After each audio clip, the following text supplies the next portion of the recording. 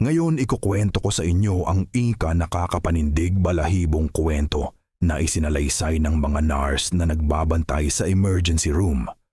Ang unang kwento ay ang babae sa pasilyo. Sa mataas na pusta ng emergency room kung saan ang bawat segundo ay maaaring maging pagkakaiba sa pagitan ng buhay at kamatayan, may mga sandali na hindi maipaliwanag. Sanay ang mga nurse at doktor sa pagiging saksi ng mga hindi maisip aksidente sa sasakyan, atake sa puso, at ang walang katapusang serye ng mga desisyon sa buhay at kamatayan. Ngunit minsan hindi ang pisikal na pinsala ang bumabagabag sa kanila. Minsan ito ang mga bagay na hindi nila maipaliwanag, ang mga anino na gumagalaw sa mga walang laman na silid. Ang mga nakakatakot na salita na binibigkas ng mga pasyenteng walang malay. Ang mga tawag para sa tulong na hindi masundan. Ito ang mga kwento na walang sinuman ang nag-uusap sa istasyon ng nurse. Ang mga kwento na nagpapanatili sa iyo ng gising matagal pagkatapos ng iyong shift. Maligayang pagdating sa kung saan ang realidad ay lumalabo sa hindi alam. At hindi lahat ng nakikita mo ay tila. Naaalala ko pa ang gabing iyon. Isa ito sa mga mahabang shift, ang uri na pakiramdam ay hindi na matatapos. Ang ay gaya ng dati, abala, magulo at puno ng tunog ng mga beeping monitor at ang paminsan-minsang sigaw sa pasilyo. Ngunit sa isang sandali, biglang tumahimik ang lahat. Para bang ang ingay ng mundo ay nawala at naiwan akong mag-isa sa aking mga iniisip. Nasa istasyon ako, nag-a-update ng mga chart ng pasyente. Sinusubukan kong manatili sa lahat ng bagay. Natuto kang masanay dito, nagmumultitask ng tuloy-tuloy, laging gumagalaw, halos hindi humihinga sa pagitan ng mga gawain. Ngunit ng gabing iyon, pakiramdam ko ay kakaiba, na parang may mali, bagaman hindi ko masabi kung ano iyon. At pagkatapos ay nakita ko siya. Dahan-dahan siyang naglalakad lampas sa bay. Ang kanyang gown sa ospital ay halos hindi kumakapit sa kanyang payat na katawan. Hindi siya tila nagmamadali, naglalayag lamang sa pasilyo. Ang mga fluorescent light ay nagbibigay ng mapurol na liwanag sa kanyang mukha. Maikli ang kanyang buhok, magulo, at may kakaibang katahimikan sa kanya. Mayroong isang bagay sa paraan ng kanyang paggalaw, halos parang hindi siya nabibilang doon. Sa una, inakala ko na isa siya sa aming mga pasyente, baka isang taong bumangon nang hindi nagsasabi kaninuman. Madalas itong mangyari kaysa sa inaakala mo. Kaya tinawagan ko siya. "Ma'am, ayos ka lang ba?" Hindi malakas ang boses ko, ngunit sapat upang makuha ang kanyang atensyon o sa tingin ko. Ngunit hindi siya sumagot. Hindi man lang siya lumingon.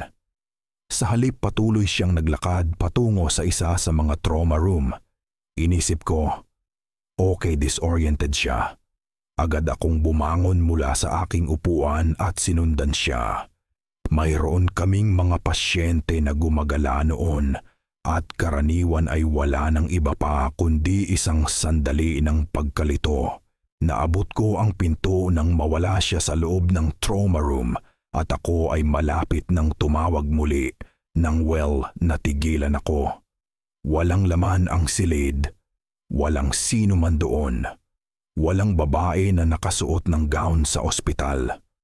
Walang palatandaan na may sino man ang nandoon kamakailan, tanging ang malinis na puting dingding at ang matinding liwanag ng mga overhead light. Hindi naman sa hindi namin sinusuri ang mga silid ng tuloy-tuloy, lalo na pagkatapos ng bawat kaso ng trauma. Ngunit tumayo ako doon ng isang sandali, nakatitig lamang, sinusubukan kong intindihin ang nangyari. Baka pagod lang ako.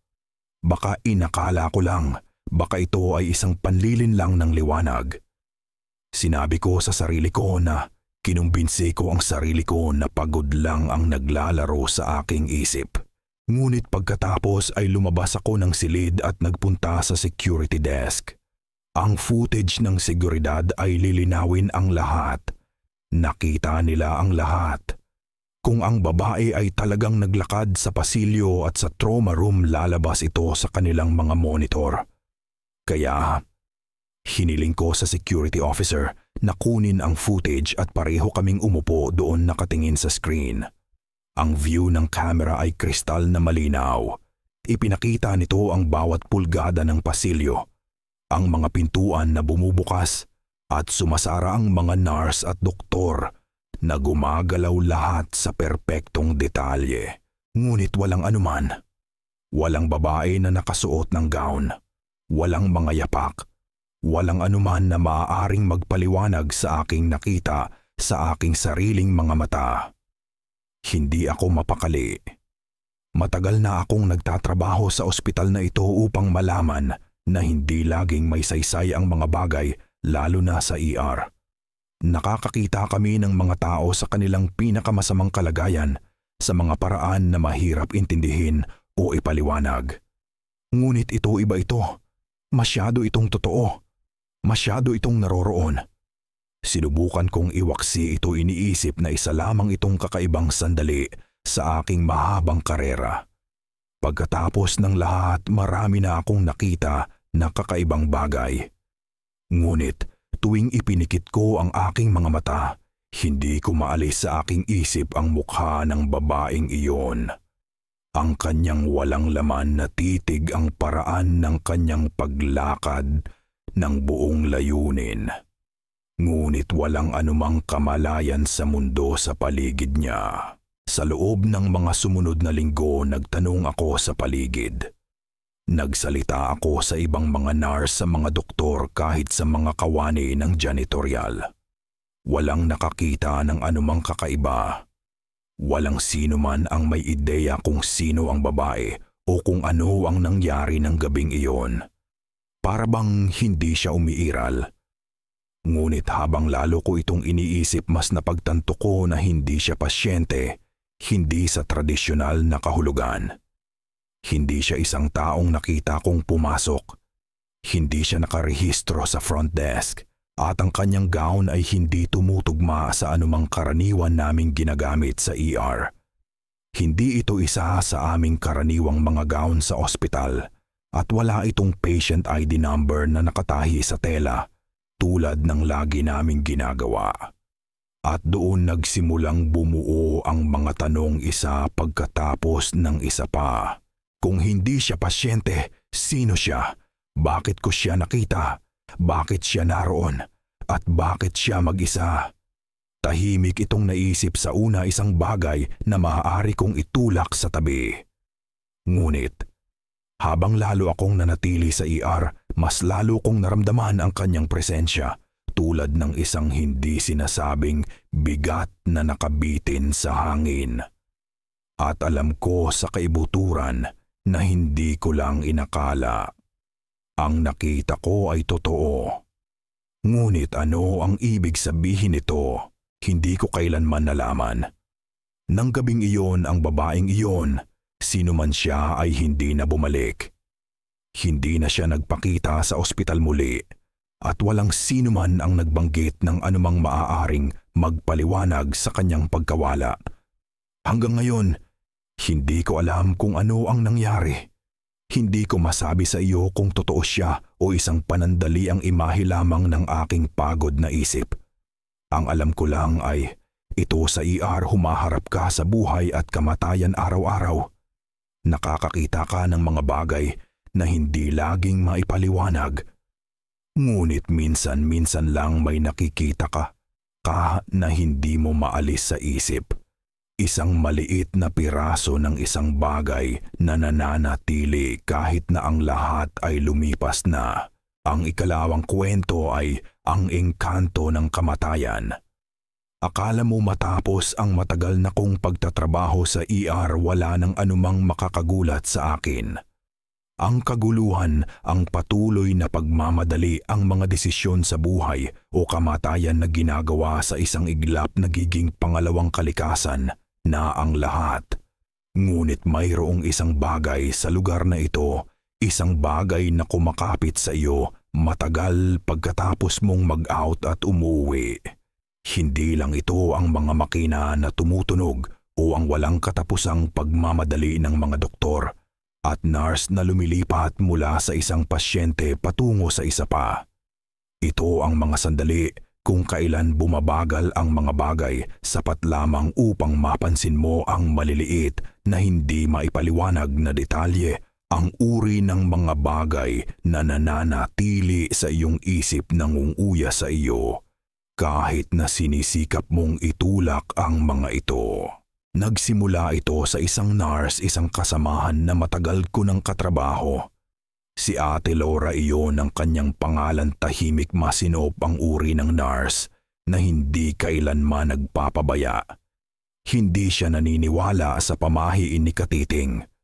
Ngunit isang gabi lumapit siya sa akin habang nasa shift ng kanyang mukha ay maputla. Ang kanyang mga mata ay malaki na mayroong isang bagay na hindi ko pa nakita sa kanya noon, takot. Hinila niya ako sa break room malayo sa iba at nagsalita sa pabulong na tono. "Nakita ko ulit," sabi niya. Sa una inakala ko na pinag-uusapan niya ang ilang komplikasyon ng pasyente o baka isang mahirap na pamamaraan na pinagtatrabahuhan niya. Ngunit ang panginginig ng kanyang mga kamay habang hawak ang kanyang mug ng kape ay nagsabi sa akin na hindi lang ito isa pang isyung medikal. Ang figura, paliwanag niya, ang nasa pasilyo. Naalala ko na ginaw ang aking katawan, ngunit sinubukan kong hindi ipakita. Hindi si Ate Laura ang uri ng tao na magbibiro. Kung sinasabi niya ito sa akin, hindi ito isang panandaliang pantasya, seryoso siya. Nakatayo na naman doon gaya ng dati. Patuloy niya nanginginig ang boses. Sa paanan mismo ng kama ng pasyente. Nakita ko ng malinaw na malinaw, matangkad na kasuot ng itim na balabal. At hindi lang minsan. 3 beses nang nangyari noong nakaraang buwan. Bawat beses bago magkaroon ng cardiac arrest ang isa sa aming mga pasyente. Sa sandaling nakita ko, alam ko, hindi ko na siya pinatapos. Nakarinig ako ng mga bulungan, mga chismis, ngunit hindi ko kailanman sineryoso ang mga ito. Isang figura na nakasuot ng itim na balabal, palaging bago may mamatay. Parang isang kwentong multo ang uri na isinasalaysay mo kapag namatay ang mga ilaw at ang lahat ay nagtitipon sa paligid ng isang bonfire. Ngunit nakita ko sa mga mata ni Ate Laura na hindi siya nagpapanggap. Nanginginig siya at naramdaman ko ito sa hangin. Mayroong isang bagay tungkol sa kanyang kwento na masyadong nakabaon sa katotohanan. Masyado itong totoo para balewalain ko lang. Sa mga sumunod na linggo, hindi ko maalis sa aking isip ang kanyang mga salita. Tahimik ang ospital isang gabi nang mangyari ito sa akin. Ang aking shift ay matagal na at ako ay naglilipat-lipat sa mga silid nagtitingin sa mga pasyente. Habang naglalakad ako sa pasilyo, napansin ko ang isang kakaibang bagay. Mayroong isang anino sa dulo sa bandang kung saan bumabaluktot ang pasilyo. Hindi ito ang karaniwang mga anino na nakukuha mo mula sa mga overhead light o ang paggalaw ng mga kurtina. Iba ito. Ito ay isang solid madilim na masa mataas at nakatigil. Napapaku ako sa isang segundo, tumalon ang aking puso at naramdaman ko ang lumang pamilyar na kagat ng takot na gumapang sa aking gulugod. Ngunit nandoon ito nakatayo ng walang galaw, matangkad na kabalabal at nasa labas lang ng abot ng fluorescent light. Lumunok ako ng mahirap, humakbang paatras, humihingal ako. Narinig ko ang mahinang pagtunog ng monitor ng puso ng pasyente sa dulo ng pasilyo. Pagkatapos tila may hindi nakikitang puwersa ang nagtulak sa akin, lumingon ako at lumakad patungo rito. Ang aking mga binti ay pakiramdam ay mabigat na parabang naglalakad ako sa tubig. Hindi ko alam kung gaano katagal ako tumayo doon nakatitig sa figura. Pakiramdam ko ay lumalawak ang oras na parang ang lahat sa paligid ko ay bumagal. Nakapako ako, ngunit sa parehong oras isang bahagi ng akin ang nagtulak sa akin na gumalaw umalis. Ngunit hindi gumalaw ang aking mga paa, at pagkatapos kasing bilis ng paglitaw nito nawala ito. Tumakbo ako sa silid ng pasyente na malapit stable ang kanyang vital signs, walang nakakabahala. Ngunit sa sandaling pumasok ako sa silid na iyon, alam ko, sinasabi ng aking kutob na may mas malala pang darating. Kalaunan ng gabing iyon, nagkaroon nga ng cardiac arrest ang pasyente. Sa kabila ng lahat ng aming pagsisikap, hindi namin siya maibalik. Nawala siya sa loob ng ilang minuto. Hindi ko mapigilang isipin ito tungkol sa figura na nakatayo doon nanonood.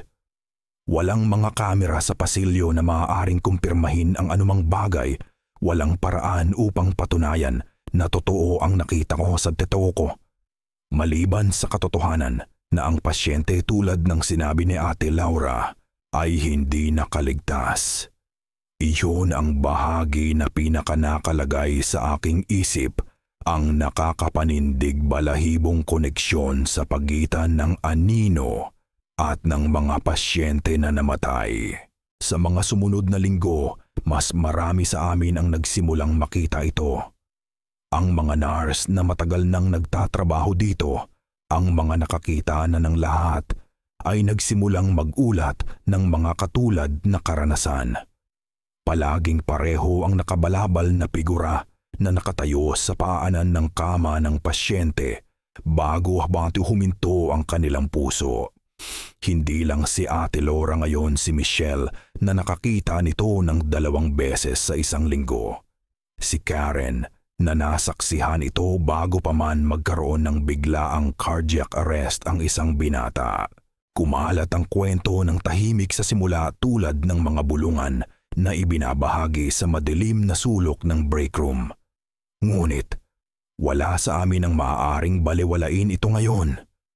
Sa bawat paglalakad ko sa mga pasilyo, pinapanatili ko ang aking mga mata sa harapan. Hindi ako tumitingin sa mga sulok, hindi sumusulyap sa mga anino, kahit na nararamdaman ko sila doon nakatago sa labas ng paningin. Hindi ko alam kung ito ay nagkataon lamang o kung ito ay isang bagay na mas malalim, isang bagay na lampas sa pisikal. Ngunit nakita ko ito tulad ng iba. At nandoon ito naghihintay. Tinatawag ito ng ilang tao na engkanto ng kamatayan. Tinatawag naman ito ng ibang bagay. Ngunit anuman ito, hindi ko na gustong makita ito muli.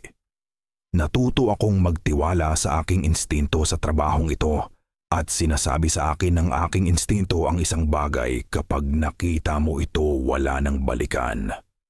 Alam mo kung ano ang darating, at maaari ka lamang umasa na hindi ikaw ang binabantayan nito. Ang ikatlong kwento ay ang huling tingin ni Mang Arthur. Nakakatawa kung paano sa ER napakaraming bagay ang nakikita mo na. Sa oras na iyon ay hindi naman gaanong kakaiba. Napakaraming tao ang pumapasok, napakaraming kwento, napakaraming buhay ang nakabitin sa isang sinulid. Natututo kang pigilin ang iyong damdamin. Kailangan mo kung hindi ka makakayanan ang bigat ng lahat. Ngunit minsan may mga sandali na mas matindi ang epekto sa iyo kaysa sa iba, hindi dahil malaki o dramatiko ang mga ito, kundi dahil nakakabagabag ang mga ito. Mga sandali na nag-iiwan sa iyo na nagtataka kahit matagal na matapos ang shift, kung marahil may higit pa sa buhay na ito kaysa sa kung ano ang nakikita at nahahawakan natin. Miyerkules ng gabi nagsisimula pa lang ang shift.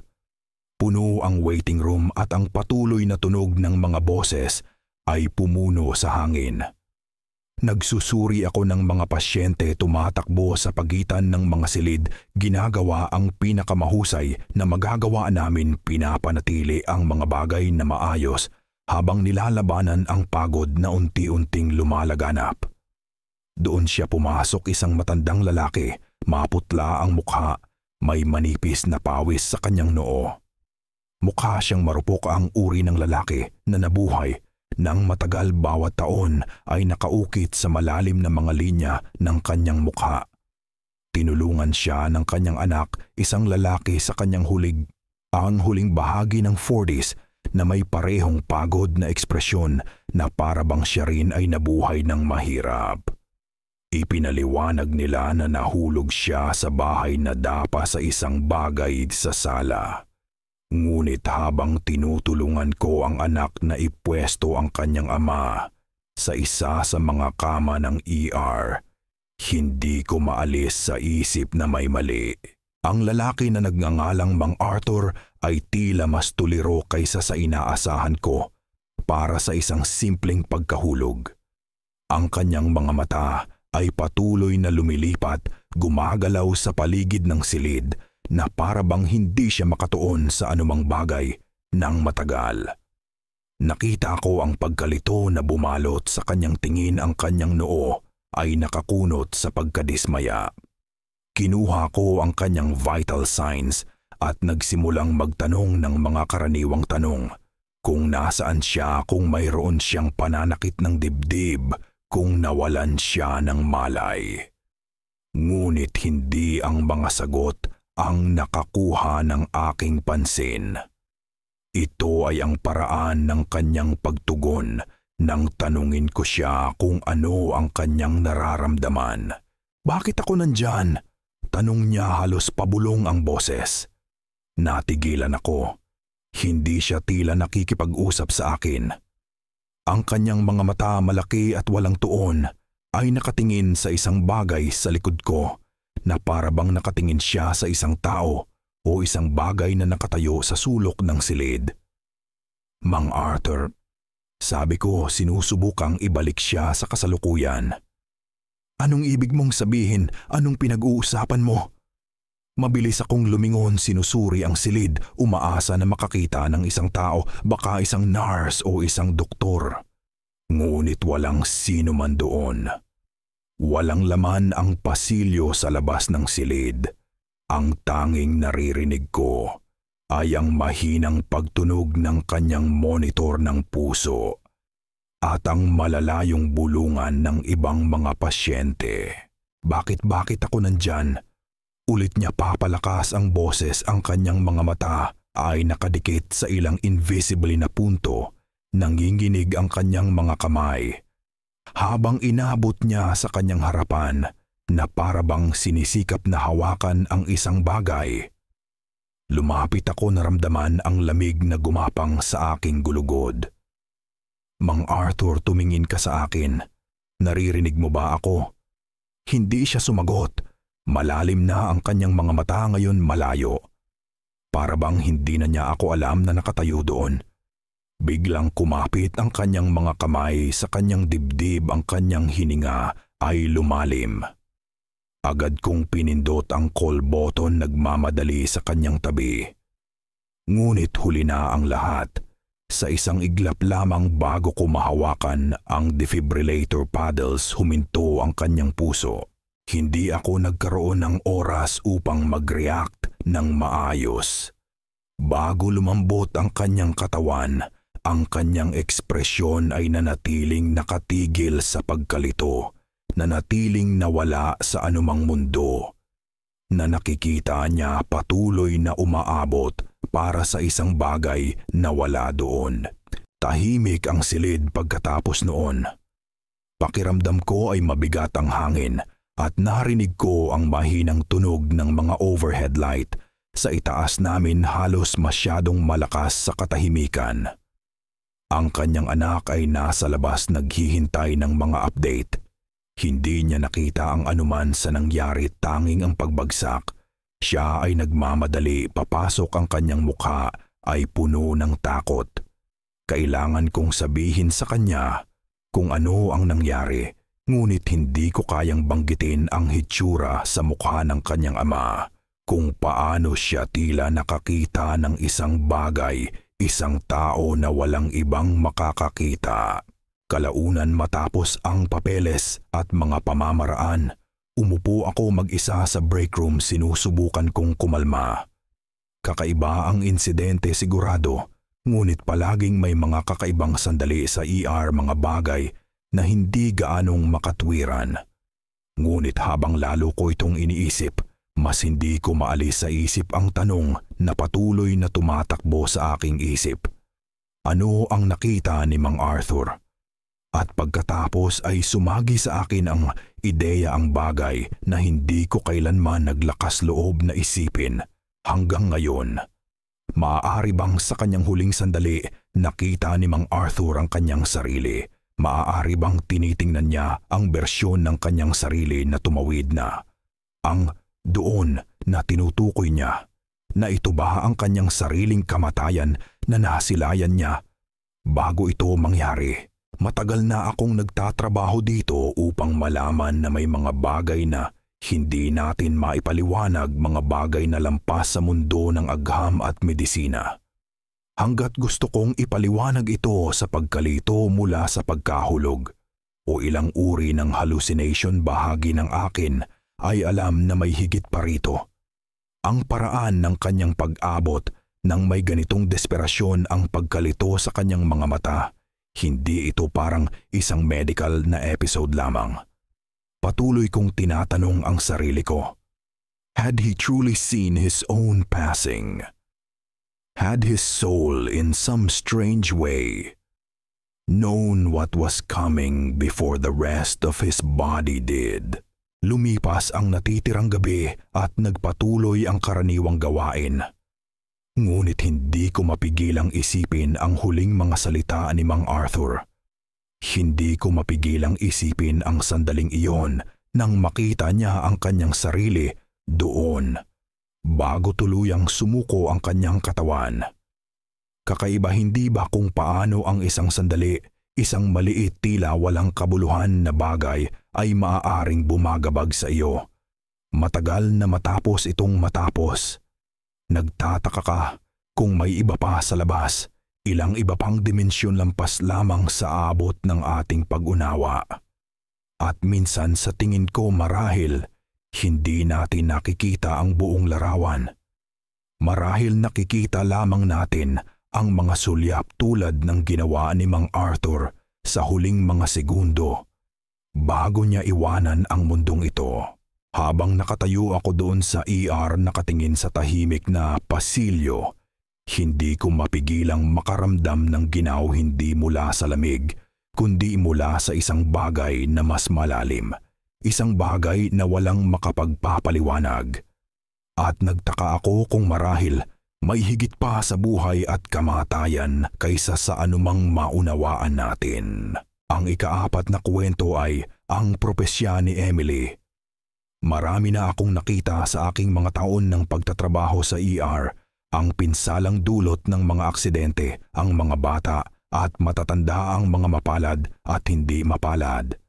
Nasanay na ako sa pagmamadali, sa adrenaline, sa presyon, sa mga desisyon sa buhay at kamatayan na dumarating bawat minuto. Ngunit ang ilang bagay ay hindi mo basta-basta maaalis. Ang ilang bagay ay nananatili sa iyong isip na kabaon matagal na matapos lumipas ang kaguluhan. Biyernes ng gabi nang pumasok siya, ang kanyang pangalan ay Emily, o iyon ang sabi ng kanyang ID. Dinala siya ng mga paramedic matapos ang isang matinding aksidente sa kotse.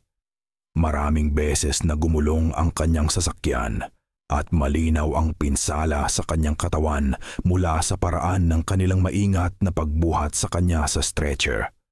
Hindi siya tumutugon, maputla ang kanyang mukha, may dugo na dumadaloy sa gilid ng kanyang ulo. Isang matinding pinsala sa ulo, ngunit walang tila agad na makakapatay sa kanya. Gayunpaman, sa sandaling nakita ko siya mayroong kakaiba. Parang malamig na hangin sa likod ng aking isip. Dinala namin siya sa trauma bay at nagsimula ang karaniwang triage. Habang nagtatrabaho kami, sinusubukang suriin ang lawak ng kanyang mga pinsala. Napansin ko ang odd, halos nakakabagabag na katahimikan na bumalot sa silid. Ang ibang mga nurse ay gumagalaw ng maayos gaya ng dati, ngunit mayroong isang bagay tungkol sa kanyang presensya. Tahimik, masyadong tahimik, parang katahimikan bago ang bagyo. Nagsusuri ako ng kanyang vital signs nang mangyari ito. Isang segundo nakahiga siya doon, walang kurap, hindi tumutugon. At pagkatapos tila may nag-click sa kanya, umakyat ang kanyang katawan. Ang kanyang likod ay nakabaluktot ng hindi natural na kawastuhan na parang isang puppet na biglang nabigyan ng buhay.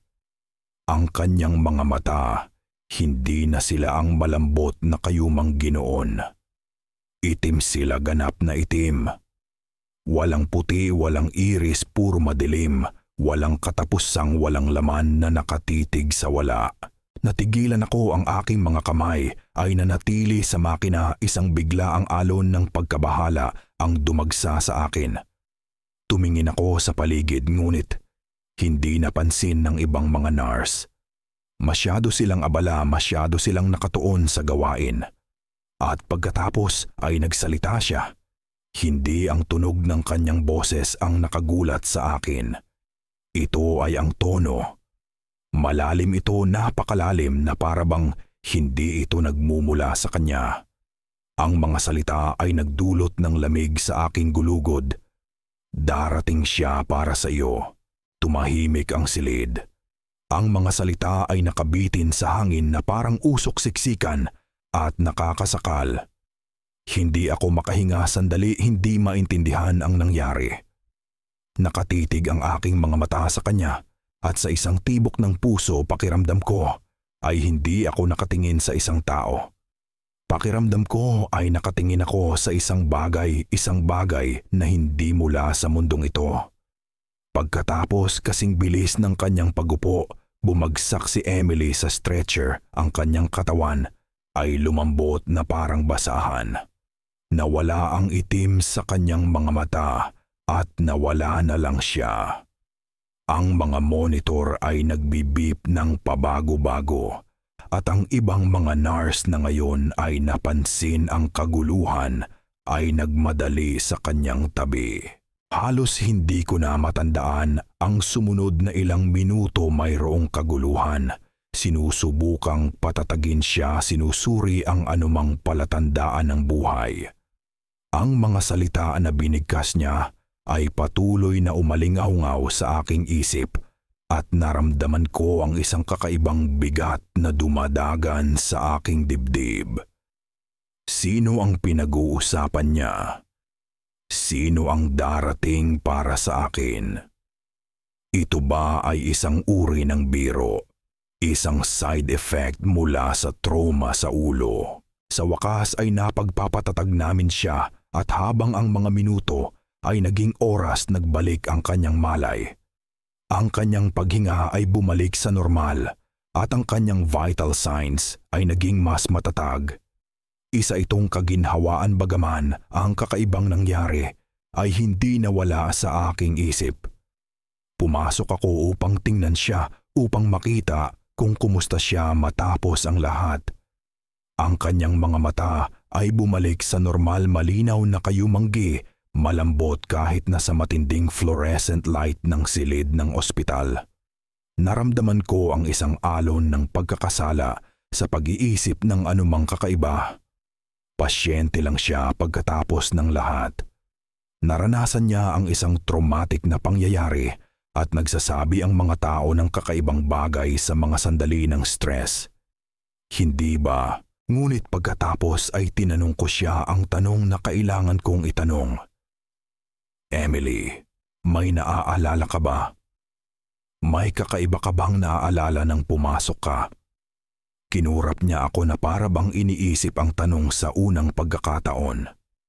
Isang mahabang sandali ang lumipas at dahan-dahan lang siyang umiling. Hindi, sabi niya mahina ang kanyang boses, halos nag-aalangan. Wala akong gaanong naalala. Naaksidente ako, hindi ba? Tumango ako, hindi alam kung paano sasagot. Ayokong takutin siya. Ayokong magmukhang inakusahan ko siya ng isang bagay na hindi ko maipaliwanag. Umalis ako sa kanyang silid agad pagkatapos ngunit nanatili sa akin ang unsettling na pakiramdam. Hindi ko maalis sa isip ang sinabi niya, darating siya para sa iyo. Ano ang ibig sabihin nito? At bakit siya? Bakit sasabihin ng isang babaeng dumaan sa isang bagay na kasing nakakatakot ng aksidente sa kotse ang ganoong bagay? Ang malalim na boses, ang mga mata na hindi niya walang saysay ang lahat. Pakiramdam ko ay isang bagay na nababasa mo sa isang paranormal na kwento. Ngunit nangyari ito sa akin sa harap ng aking mga mata. Lumipas ang mga araw at sa kalaunan ay na-discharge si Emily. Naisip kong bumalik upang tingnan siya pagkatapos ng ilang linggo upang makita kung ayos lang siya, ngunit hindi ko ginawa. Hindi na siya nabanggit sa usapan at hindi ko rin tinanong ang alinman sa aking mga kasamahan kung naaalala nila siya. Ngunit hindi ko makalimutan. Hindi ko makalimutan ang larawan niya na nakaupo ang kanyang mga mata ay ganap na itim ang nakakapanindig balahibong mga salita na tila hindi sa kanya. Minsan kapag mag-isa ako sa break room o naglalakad sa mga sterile na pasilyo ng ospital, nahuhuli ko ang aking sarili na sumusulyap sa aking balikat, halos umaasa na marinig muli ang boses na iyon. Darating siya para sa iyo. Ngunit walang sino man ang nagsasabi ng anuman. Ang ikalimang kwento ay ang misteryo ng Room 12. Ang ER ay isang lugar ng patuloy na pagmamadali, isang mundo na hindi humihinto. Palagi kang alerto, lumilipat mula sa isang krisis patungo sa isa pa, gumagawa ng mga desisyon sa loob ng ilang segundo na maaaring maging pagkakaiba sa pagitan ng buhay at kamatayan. Ang tunog ng isang code blue na umaling-aungaw sa intercom ay isa sa mga alam na alam nating lahat. Ito ang tawag na kinatatakutan mo, ang tawag na nagpapadala ng isang jolt ng adrenaline diretso sa iyong mga ugat na nagtutulak sa iyo sa overdrive. Matagal na akong narito upang malaman ang drill kapag tumunog ang code blue. Humihinto ang lahat. Hindi ka nag-iisip, gumagalaw ka lang.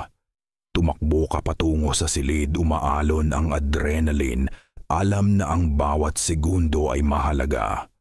Ngunit mayroong isang bagay tungkol sa code blue, sa room 12 na nanatili sa akin. Isang bagay na hindi ko kailanman maaalis. Nagsimula ito sa isang tahimik na gabi, ang uri ng gabi, kung saan ang karaniwang tunog ng aktibidad sa ER ay nagiging halos nakakapanindig balahibong katahimutan. Lahat kami ay gumagala-gala lamang, nagsusuri ng mga chart, nag-a-update ng mga record ng pasyente, kaunting usap-usapan sa pagitan ng patuloy na pagtunog ng mga monitor, ang uri ng gabi, kung saan halos makalimutan mo kung gaano kabilis magbago ang mga bagay. Pagkatapos kumalansing ang intercom, Code Blue Room 12, Code Blue Room 12. Isang boses ito na hindi ko nakikilala, marahil isang bagong miyembro ng staff ang nagpa-page. Ngunit hindi mahalaga. Ang tawag mismo ang tanging mahalaga. Suminghap ang aking puso. Room 12, hindi nakakita ng pasyente sa loob ng maraming taon. Ito ay minarkahan na out of service.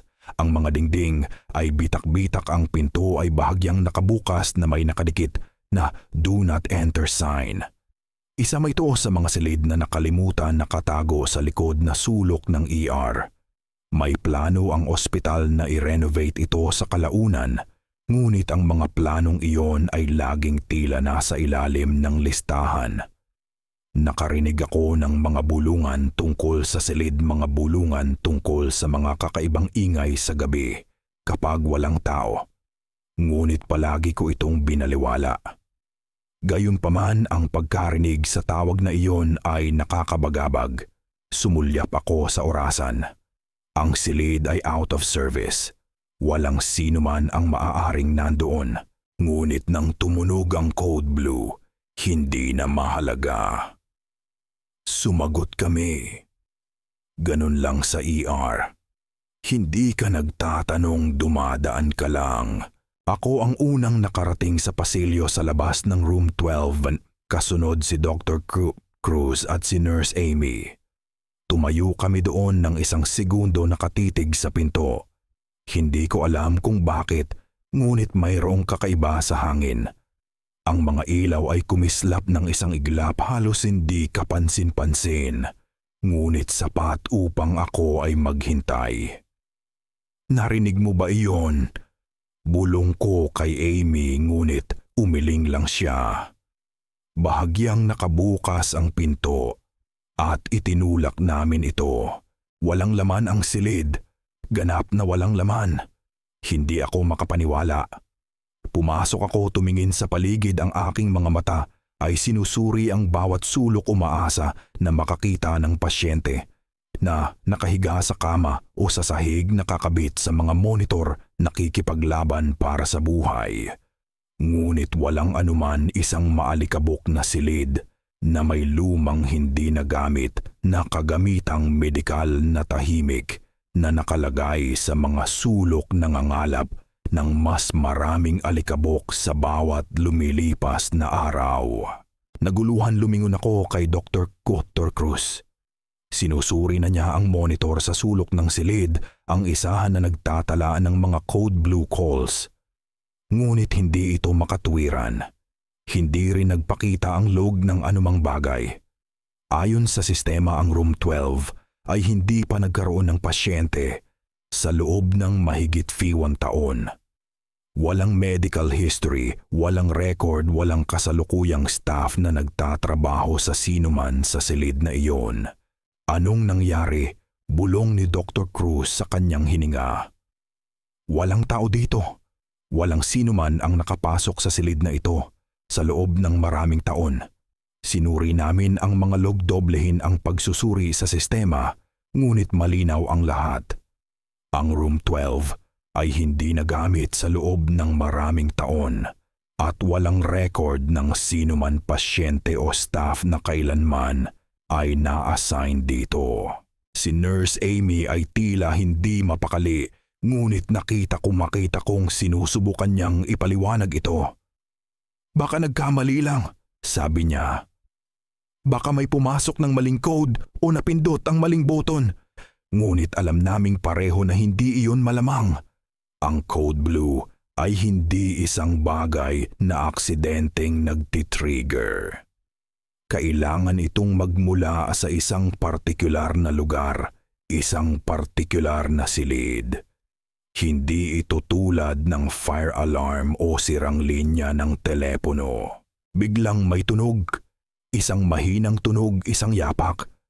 Hindi ito ay ang mahinang tunog ng isang bagay na kumakaskas sa sahig, halos hindi marinig. Natigilan ako, tumalon ang aking puso. Mabilis akong lumingon, umaasa na makakita ng isang tao sa likod ko. Ngunit wala. Pakiramdam ko ay mas makapal ang hangin ngayon, mas mabigat na parabang ang silid mismo ay humihinga. Hindi ko maalis ang pakiramdam na hindi ako nag-iisa. Nangilabot ang aking balat. Nakatayo pa rin kami sa pintuan, sinusubukang intindihin ang lahat. Nang marinig ko ulit mahina, ngunit malinaw, isang mahinang tunog. Nanggagaling ito sa likod ng silid. Tumingin kaming lahat sa dulong sulok kung saan nakaupo ang lumang makina na nangangalap ng alikabok. Ngunit walang anuman doon, tanging mga makina at upuan na nakabalot sa mga tela, kasing abandonado ng iba pang bahagi ng silid. Okay, lumabas na lang tayo dito. Sabi ni Dr. Cruz, biglang naging hindi mapakali ang kanyang boses. Hindi ito tama. Lumingon kami upang umalis, ngunit sa sandaling iyon, narinig ko ang isang mahinang pagbagsak na parang may nahulog. Lumingon kaming lahat, ngunit wala na naman. Ang silid ay nanatiling walang laman, tahimik. Naglakad kami pabalik sa pasilyo, sinusubukang alisin ang pakiramdam. Kinuha ni Amy ang intercom system at tumawag sa front desk, humihingi ng paglilinaw sa code blue sa room 12. Halos hindi siya nagsalita ng isang salita bago bumaba ang telepono. Mas nalilito pa ang kanyang mukha kaysa dati. Sabi ng front desk, walang record ng anumang tawag para sa room 12. Hindi ito makatwiran. Nagkaroon ng code blue para sa isang silid na hindi man lang umiiral sa mga tuntunin ng pangangalaga sa pasyente. Ngunit gayunpaman, lahat kami ay nagmadali doon sumasagot sa isang bagay na hindi totoo. Lumipas ang natitirang gabi ng walang insidente, ngunit hindi ko mapigilang isipin ito. Patuloy kong tinatanong ang sarili ko. Ano ang nag-trigger sa tawag na iyon?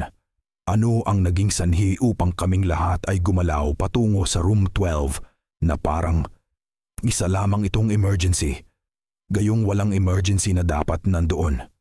At ang pinakamasama, habang lumipas ang gabi, narinig namin ulit ang tunog ng mga yapak. Tahimik lampas lamang sa threshold ng room 12. Mahina kaladkad na. Parang may isang tao o isang bagay ang naglalakad pabalik-balik doon. Ngunit kapag sinuri namin, walang laman. Ito palaging walang laman.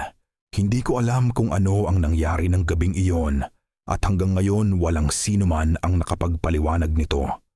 Ang room 12 ay nananatiling out of service, nakatago sa likod na sulok ng ER gaya ng dati. Ngunit minsan kapag mas tahimik ang ospital kaysa sa karaniwan at ang mga ilaw ay kumikislap ng tama, napapaisip ako kung ano ang tumawag sa amin sa silid na iyon. At ano ang naghihintay doon sa mga anino lampas lamang sa pinto.